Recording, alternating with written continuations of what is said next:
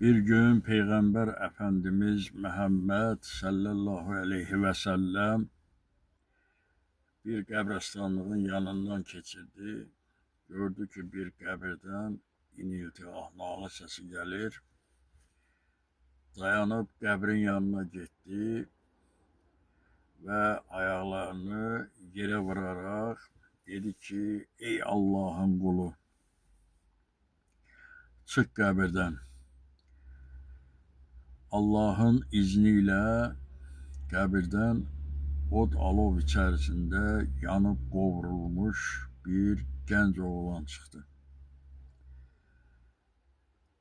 Peyğəmbər Əfəndi bu gəncə dedi ki, ey Allahın qulu, sən nə iş tutmusan ki, bu vəziyyətə düşmüsən? Dedi, ey Rəsulullah, mən orucumu, namazımı yerinə yetirən adam olmuşam. Amma bir gün işdən evə qayıdarkən gördüm anamla yoldaşım dalaşırlar və hisslə gəlib anamı kənara itələdim.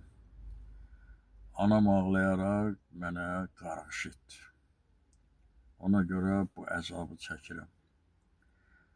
Gəncə ürəyi yanan Peyğəmbər həmin ananı çağırıb gətirdirdi və ona dedi ki, sənin oğlun çox böyük əzab çəkir. Gəl sən onu bağışla ginən. Ana əllərini Allahın dərgahına qaldıraraq dedi, ey uca Tanrım, sən Peyğəmbərinin xətrinə mənim evladımın acısını daha da artır ginən.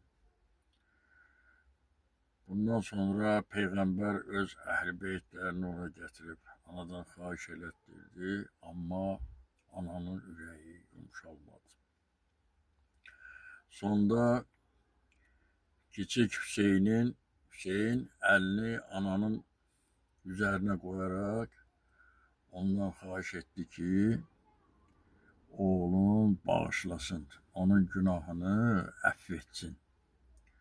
Ana yenə əllərini yuxarı qaldırıb bəddua etmək istəyərkən birdən-birə onun sifətinin rəngi dəyişdi və titrəklə dedi ki, Allahım, mən oğlumun günahlarını əfv elədim.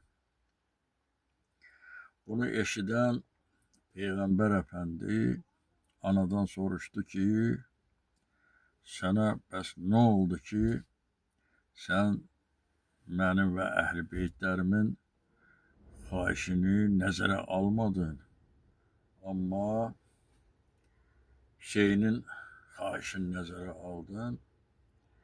Deyir, ey Rəsulullah, mən sənin kiçik oğlunun kiçik əllərini üzərimə qoyub xahiş etdikdən sonra əlimi qaldırdım Allaha.